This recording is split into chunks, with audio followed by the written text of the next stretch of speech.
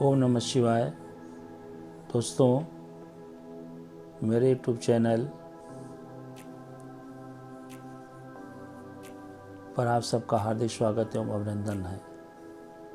इस spiritual talk के माध्यम से मैं आपको समय समय पर अध्यात्म से जुड़ी हुई तथा स्वयं से जुड़ी हुई तमाम बातों का जिक्र करता हूँ।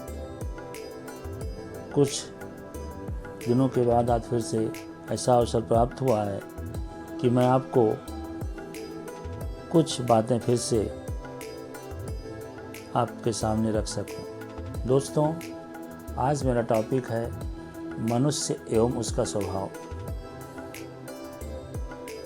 अध्यात्म के बारे में आपने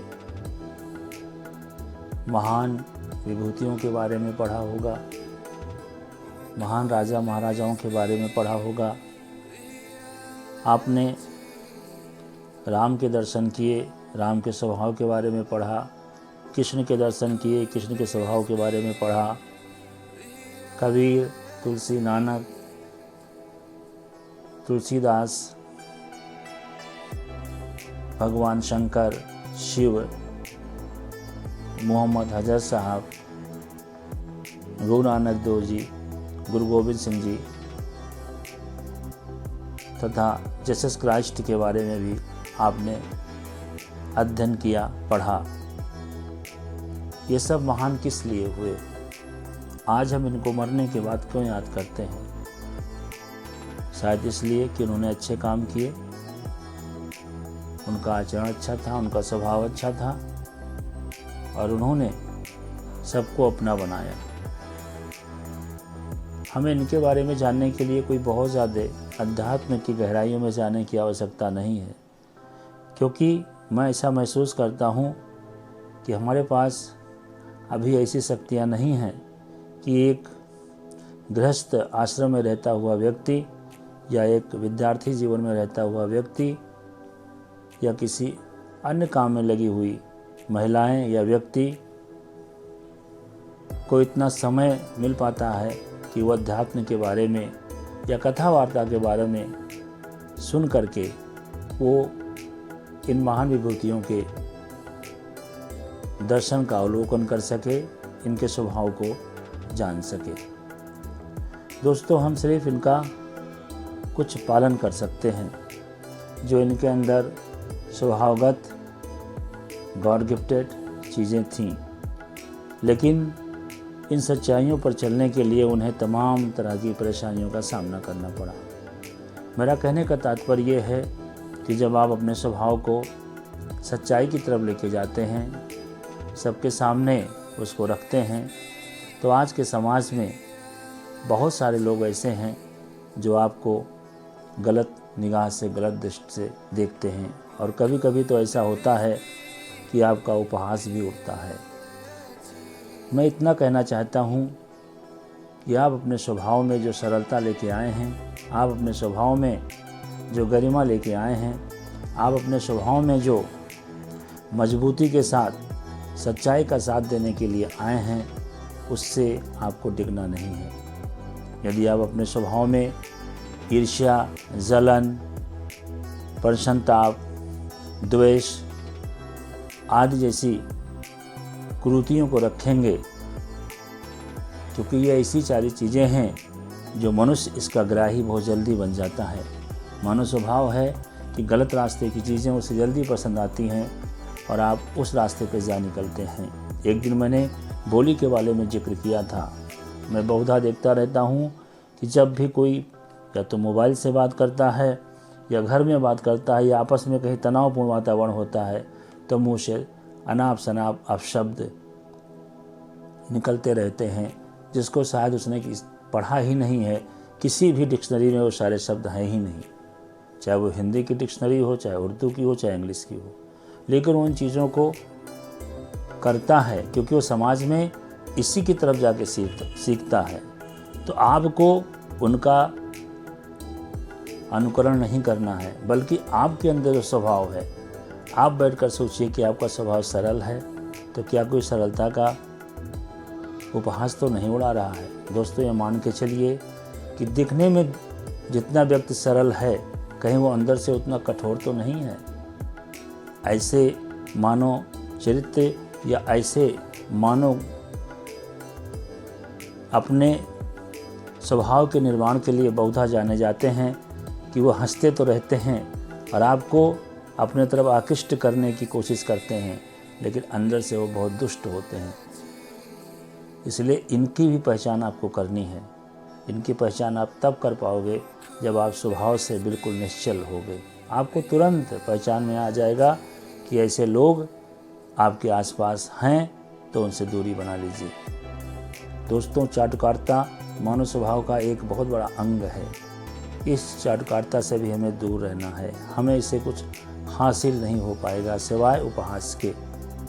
अगर हमने महान विभूतियों का नाम लिया है तो देखिए, इन्होंने बिना किसी द्वेष भावना के, बिना किसी वैर के, बिना किसी जाति पाति के बंधन के सबको गले से लगाया है और अपना सबको अच्छा ही संदेश दिया है। आज समाज को आवश्यकता है कि इन विभूतियों के संदेश को पालन करने की, न कि इनके नाम पर कुछ ऐसा करने की जिससे इनका भी नाम बदनाम हो। दोस्तों, जब आप कबीर को पढ़ते हैं, जब आप नानक को पढ़ते हैं, जब आप राम को पढ़ते हैं, तो आपको जो शिक्षाएं मिलती हैं आप उनको अपने जीवन में ज़रूर उतारें। सभी लोग कहते हैं कि हर जगह पर यह कहा जाता है कि राम श्रेष्ठ थे। तो राम श्रेष्ठ क्यों थे? राम श्रेष्ठ इसलिए थे कि वह बिना किसी भेदभाव के सबको गले से लगाते थे। सारी प्रजा में उनका बोलबाला था, उनके स्वभाव का बोलबाला था, उनकी कठोरता का बोलबाला नहीं था। जो उनके मन के अंदर था, भीतर था, वही उनके चेहरे पर अवलोकित होता था।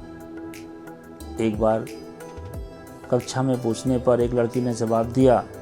हमने उससे पूछा, कुरान पढ़ने से आपको क्या मिलता है? तो उसने जवाब दिया, कुरान पढ़ने से हमारे चेहरे पर नूर झलकता है। दोस्तों, आज के युग में नूर का मतलब होता है बहुत ही अच्छा चमकीला चीज़, प्रकाश, जो ईश्वर के द्वारा स्वयं प्रदत्त किया जाता है। तो अगर कुरान पढ़ने से नूर उसके अंदर आता है, अगर वो बिटिया जानती है, तो आप भी क्यों नहीं पढ़ते हैं? आप रामचरितमानस का अध्ययन क्यों नहीं करते हैं? आप वेदों को क्यों नहीं पढ़ते हैं? कितने ऐसे लोग होंगे हिंदू धर्म में जानने वाले जिन्होंने वेदों का संपूर्ण अध्ययन किया हो, जिन्होंने रामचरितमानस का पाठ नित्य किया हो या संपूर्ण किया हो, गीता को, कृष्ण के द्वारा दिए गए उपदेशों को नित्य पढ़ा हो। दोस्तों, यदि अपने जीवन में हम इनका अनुकरण कर लेंगे तो स्वभावतः हम बहुत अच्छे हो जाएंगे। यहाँ उपदेश देने की बात नहीं है, यहाँ है उन चीज़ों को अपने अंदर आत्मसात करने की। जब हम चीज़ों को आत्मसात करेंगे तो बहुत सारी समस्याएं हमारे जीवन में आएंगी, लेकिन उनका डट के हमें सामना करना है, उनके आगे हमें आत्मसमर्पण नहीं कर देना है।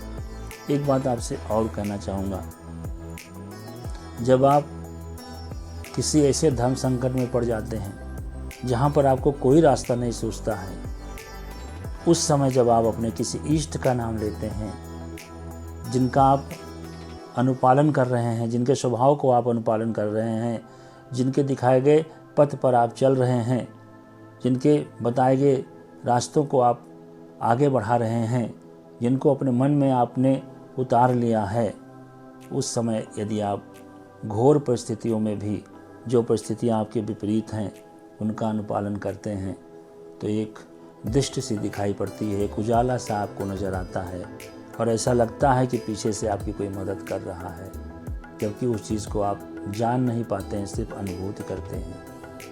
मित्रों, मेरा कहने का मतलब यही है कि आप अपने स्वभाव में, अपने व्यवहार में सरलता लेके आइए, लेकिन ध्यान रहे इस सरलता, इस व्यवहार का कोई अनुपयोग न कर पाए, कोई दुरुपयोग न कर पाए। आप कीजिए, कुछ दिनों में आपके व्यक्तित्व में परिवर्तन आएगा। आप स्वयं अनुभव करेंगे कि पहले आप क्या थे, आज आप क्या हैं। व्यवहार में बताए, आप सारी चीज़ों को जानते हैं कि व्यवहार में हम क्या आपको बताएं। जब भी आप दूसरों से मिले, थोड़ा प्रेम से मिले, और वही प्रेम जो आपके चेहरे पर नूर बनकर झलक रहा है, वही प्रेम आपके हृदय में, वही प्रेम आपके आत्मा में भी होना चाहिए। आत्मा कलुषित अगर आपकी रहेगी कि चेहरे पर तो आप मुस्कान लेके आते हैं लेकिन भीतर से मिलने वाले व्यक्ति को गाली दे रहे हैं। ऐसा आप कदापि ना करें। दोस्तों, ये बात सब पे लागू होती है। यदि आप अपने परिवार में जिस भी प्रोफेशन में हैं वहाँ पर सब जगहों पर इस व्यवहार को लागू कर लेंगे तो मेरा दावा है कि आप सबसे अलग, सबसे जुदा नज़र आएंगे। मैं आपको सिर्फ यही दृष्टिगत कराना चाहता हूँ कि जो भी आप ग्रंथ इस कलयुग में आपके पास हैं, जो भी साहित्य आपके पास इस कलयुग में है, उस साहित्य का, उस धार्मिक ग्रंथ का अध्ययन कीजिए और उसके मर्म को समझिए, तभी आप आगे बढ़ सकते हैं। वैसे पैसा आपके पास बहुत कुछ है, करोड़ों की संपत्ति के आप मालिक हैं, अरबों रुपए हैं, उससे आप कोई पद प्राप्त कर सकते हैं, लेकिन प्रतिष्ठा आपको पाने में बहुत मेहनत करनी पड़ेगी। पद और प्रतिष्ठा में अंतर होता है। पद आप प्राप्त कर सकते हैं लेकिन उस प्रतिष्ठा को पाने के लिए आप बहुत त्याग करना पड़ेगा आपको। जब आप त्याग करेंगे, अपने तमाम अंदर उठने वाले विचारों को जो गलत रास्ते पर लिए जा रहे हैं, उन विचारों के ऊपर जब आप लगाम लगाएंगे, जब अपनी महत्वाकांक्षा के ऊपर आप लगाम लगाएंगे, एक ऐसे पद पर आप जहां बैठे हैं, जहां चारों तरफ आपके आदेश का पालन ही हो रहा है, जो चाहें आप कर सकते हैं, आप स्वतंत्र हैं, वहां पर अपनी इच्छाओं को यदि आप रोकेंगे तो आप प्रतिष्ठा प्राप्त करेंगे। एक छोटा सा पद व्यक्ति को कभी कभी घमंडी बना देता है, ये भी आप कदापि न कीजिए। आप उस अलौकिक शक्ति के द्वारा उस पद पर पहुँचे हैं जिसके साथ आप लायक भी नहीं थे, लेकिन आपने अपने अंदर उन क्षमताओं को विकसित किया, उन अच्छाइयों को उतारा जिन अच्छाइयों को लेकर आप अभी तक अधूरे थे। आपने उन परेशानियों से अपने आप को दूर कर लिया और एक ऐसा मार्ग चुना जिस पर चलने से आपको समस्या हो सकती थी, लेकिन आपने उस समस्या को झेला। आप ऐसे लोगों से मिले जो लोग आपको परेशान करते थे, लेकिन बाद में आपके उपकार से या आपके स्वभाव से वो कृतज्ञ हो गए और आपको उस पद पर, प्रतिष्ठा पर स्थापित किया गया। दोस्तों, मेरा मानना है कि आपके अंदर ही सब कुछ है, आपको कहीं खोजने नहीं जाना है। बस आवश्यकता है कि जितना आप इधर उधर भ्रमण करते हैं, बेकार की बातों को सोचते हैं, 10 लोगों के बीच में बैठ कर के बेकार के गपशप करते हैं, उतना समय यदि आप ईश्वर के सानिध्य में लगाएंगे, अपने आराध्य के सानिध्य में लगाएंगे, अपने परमात्मा के सानिध्य में लगाएंगे, वो चीज़ें आपके लिए ज़्यादा फलीभूत होंगी। आज मेरा टॉपिक यही था, आपको यही बताने का कि आप अपने अंदर स्वभाव को परिवर्तित कीजिए, अपने आप को बदलिए, अपने व्यवहार में परिवर्तन लेके आइए, लेकिन दिखावे के लिए नहीं, सच्चाई के साथ। या सच्चाई के साथ आप अपने स्वभाव में परिवर्तन लाएंगे, अपने दिखावे में परिवर्तन लाएंगे, तो निश्चित रूप से आपके अंदर बदलाव आएगा और लोग आपसे प्रभावित होंगे। नहीं तो ध्यान रखिए, यदि आप ऊपर से दिखावे के लिए कोई परिवर्तन लेके आते हैं, हंसते हैं और अंदर से आप कठोर हैं, तो लोग जल्दी ही पहचान जाएंगे। फिर आपसे ऐसे लोगों का सानिध्य प्राप्त होगा जो उस स्वभाव के हैं, फिर आपका स्वभाव और बढ़ता चला जाएगा, आपकी माया और बढ़ती चली जाएगी, आप उसको रोक नहीं पाएंगे। इसलिए दोस्तों, मेरा आपसे विनम्र निवेदन है कि इस स्पिरिचुअल टॉक के माध्यम से जो बातें मैं आपको रख रहा हूँ, उन पर आप अनुकरण कीजिए, उन पर आप आगे बढ़िए और अपने ही घर में इन परिवर्तनों को लेके आइए। शुरुआत अपने घर से कीजिए, अपने व्यवहार से कीजिए, आपका जीवन में भला ही भला होगा। ओम नमः शिवाय। बहुत बहुत धन्यवाद।